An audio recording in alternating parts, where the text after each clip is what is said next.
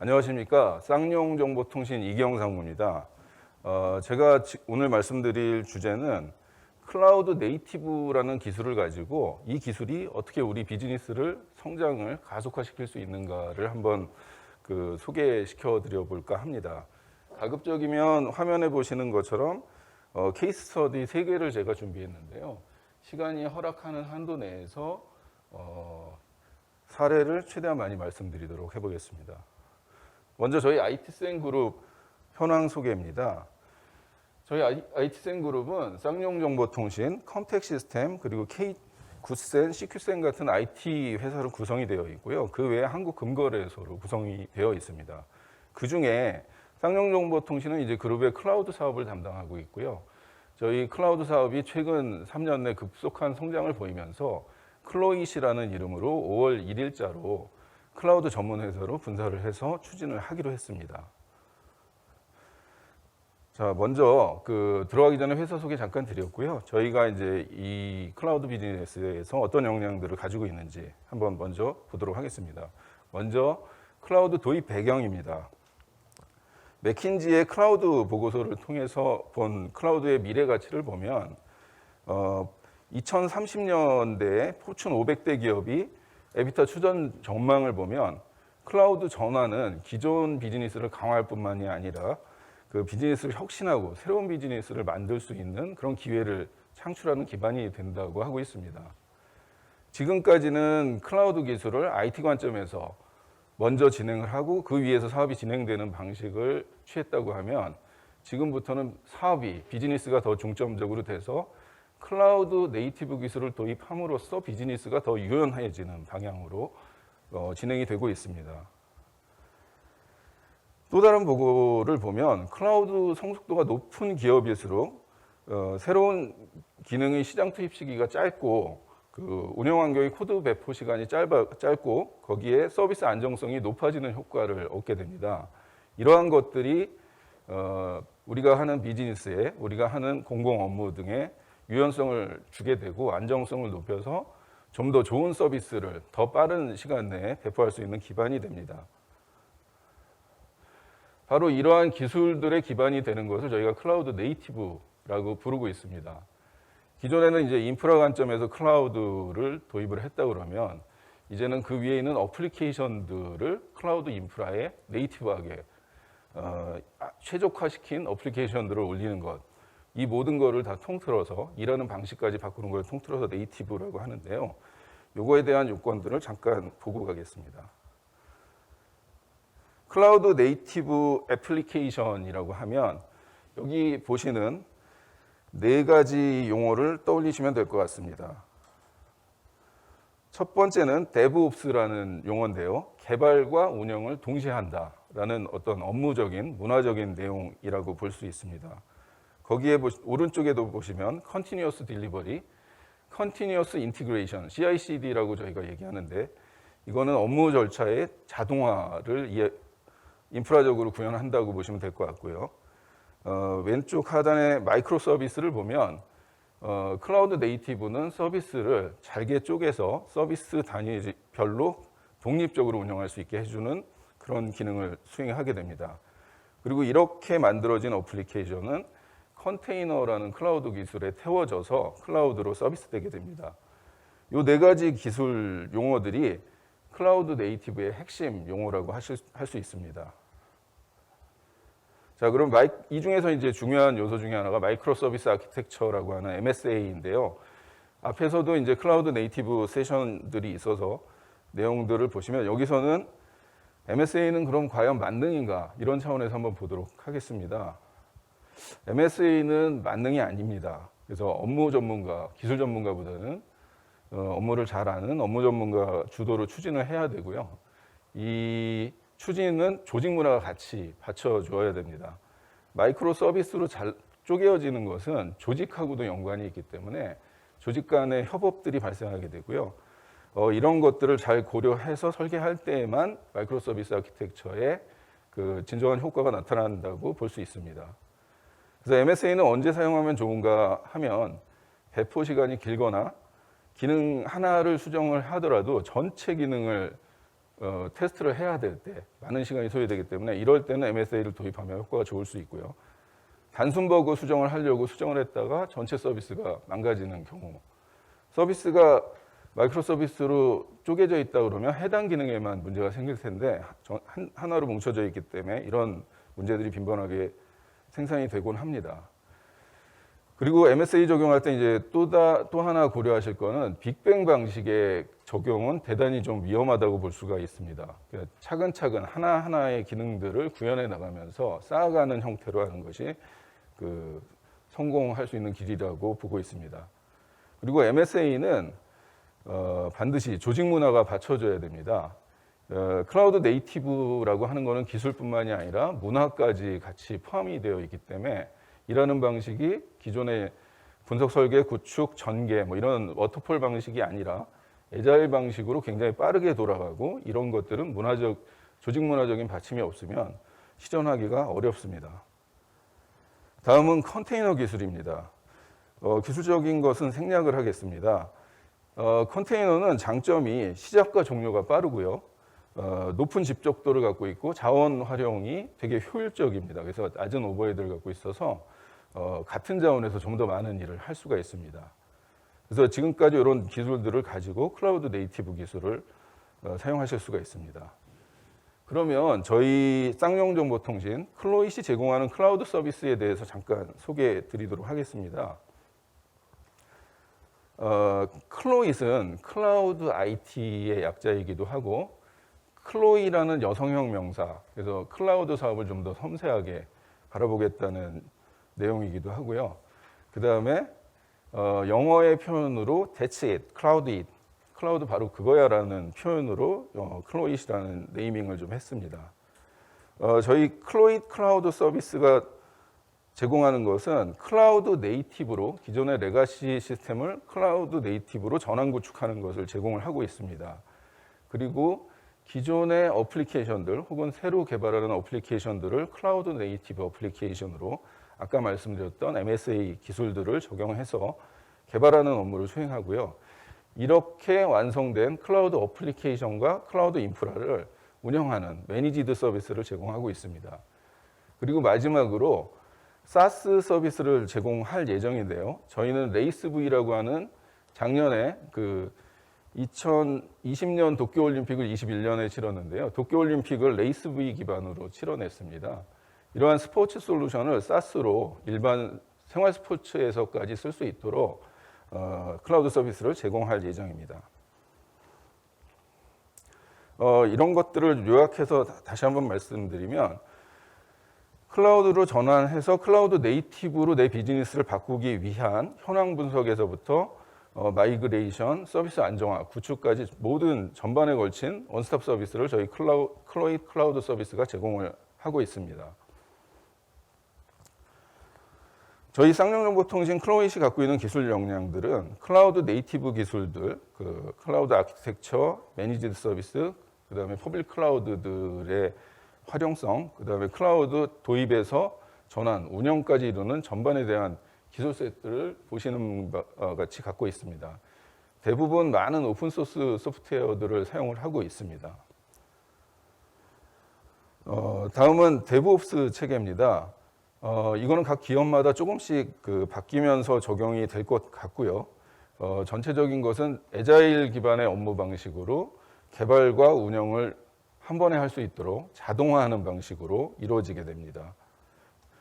이러한 데브옵스 환경이 적용된 것이 저희가 도쿄올림픽에서 사용했던 레이스V라는 SaaS 소프트웨어입니다. 지금 보여드리는 것은 레이스V의 플랫폼 전체이고요. 이따가 상세 케이스 스터디에서 다시 한번 말씀드리도록 하겠습니다. 저희 쌍용정보통신은 그동안 MSP 사업과 클라우드 SI 사업에서 수많은 실적들을 가지고 있습니다. 그것들 중에서 가장 큰 세 가지를 한번 케이스로 알아보도록 하겠습니다. 먼저 EBS 클라우드 전환 구축 사례를 말씀드리겠습니다. 지금 포스트 코로나를 대비한 한국형 원격 수업 플랫폼으로서 이제 성장을 준비하고 있는 시스템들인데요. 실사례로 보겠습니다. 코로나 팬데믹에 의해서 전반적인 학생들의 학력 저하나 학생들 간의 학습 격차를 좀 우려하고 있습니다. 이런 것들을 극복할 수 있는 것들이 원격 교육이라든지 이런 것들이 강화를 통해서 이러한 우려들을 불식시키려는 노력을 좀 하고 있습니다. EBS는 코로나 팬데믹 이전에 양재동 IDC의 전체 그 레가시 인프라로 시스템 운영을 하고 있었습니다. 이랬던 시스템을 모든 시스템을 퍼블릭 클라우드, 네이버 클라우드로 2020년 4월까지 전환을 완료하고 20년 5월 1일부터 지금까지 클라우드 상에서 서비스를 하고 있습니다. 그래서 이 시스템 위에서 초중 고등학교의 원격 교육이 이루어지고 있다고 보시면 될 것 같습니다. 저희가 이제 실제 이 전환 구축의 시작은 21년 4월부터 저희가 실제 이 사업은 한 세 가지 주요 사업으로 구성이 되어 있었습니다. 첫 번째 보시는 거는 저희가 EBS에 있는 모든 시스템을 통합 운영하는 어플리케이션 운영하는 사업이 하나 있었고요. EBS의 인프라를 클라우드로 이전하는 EBS 웹 서비스 클라우드 도입 사업이 있었습니다. 그리고 세 번째 사업이 가장 중요한데요.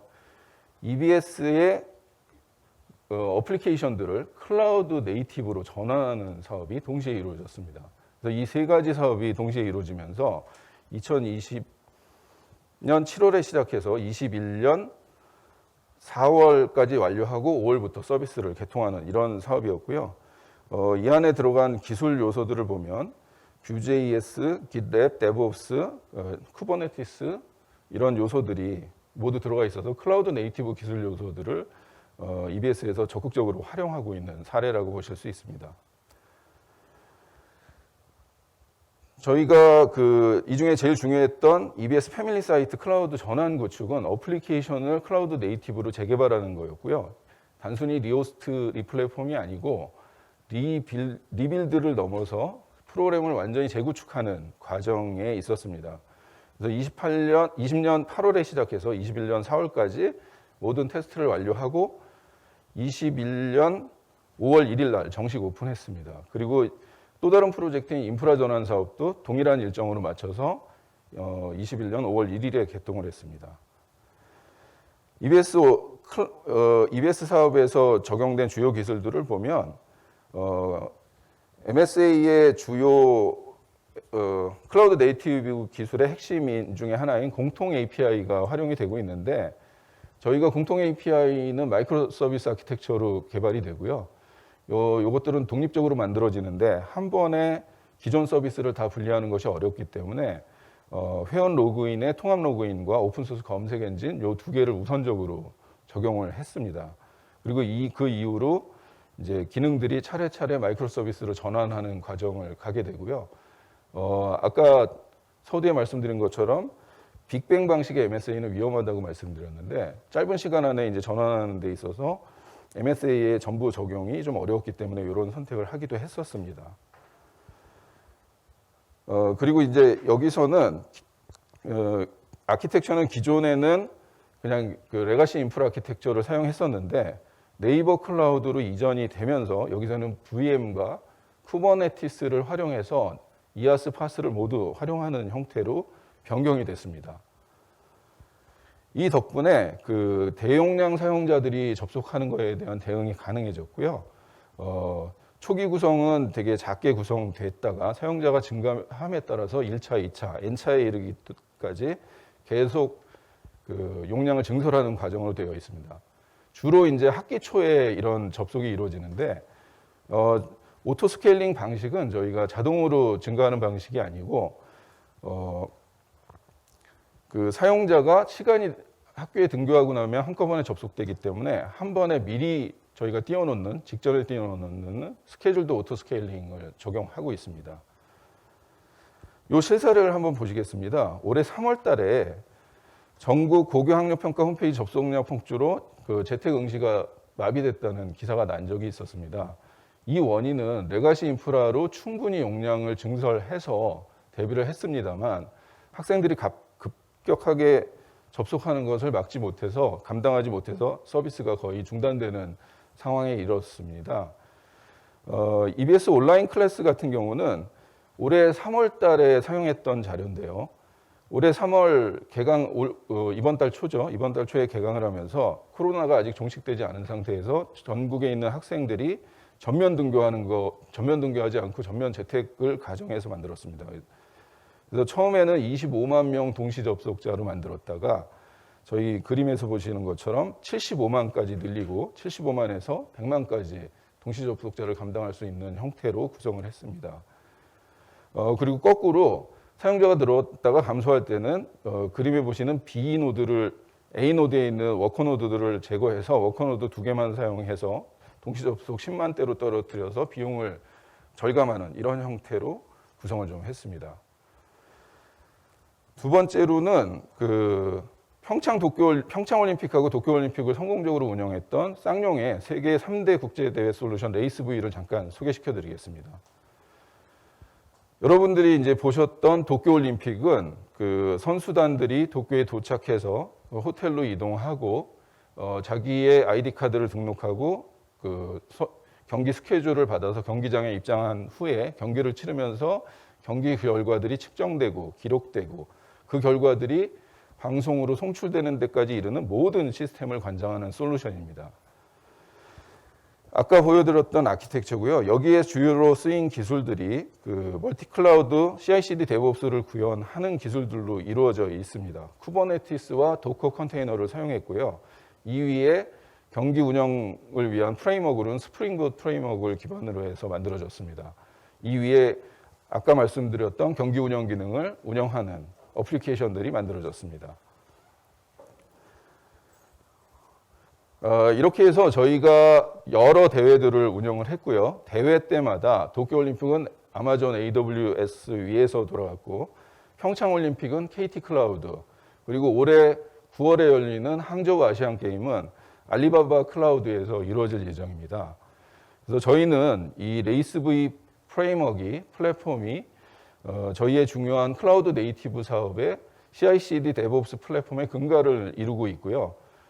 이 플랫폼은 보시는 바와 같이 국제 경기 운영을 통해서 다양한 멀티 클라우드를 구현하고 하이브리드 클라우드, 프라이빗 클라우드까지 모두 지원하는 기능을 가지고 있습니다. 시간이 좀 부족한 관계로 마지막 세션인 현대자동차 모빌리티 서비스는 저희가 서비스 일부만 소개시켜드리고 마무리하는 것으로 하겠습니다. 저희가 이제 레이스V 성공을 통해서 MSA의 개발 역량을 확인한 후에 현대자동차 그룹이 저희를 인바이트해서 저희와 함께 현대자동차의 유럽 시장에서의 모빌리티 서비스를 하고 있습니다. 카쉐어링 서비스고요. 글로벌 구독 서비스, 카쉐어링 서비스, 유럽 딜러 모빌리티, 국내 위불, 그다음에 일본 모빌리티 해서 각 지역 국가별로 테넌트 방식으로 계속 늘어나는 방식으로 MSA 방식으로 개발이 되고 있습니다. 지금 보신 것처럼 클라우드 네이티브 기술은 비즈니스를 유연화하는데 그리고 대용량의 거대한 트래픽을 감당할 수 있는 이런 형태로 이루어지고 있습니다. 저희 쌍용정보통신과 클로잇은 클라우드 네이티브 기술을 가지고 클라우드 사업 발전에 기여하도록 하겠습니다. 감사합니다.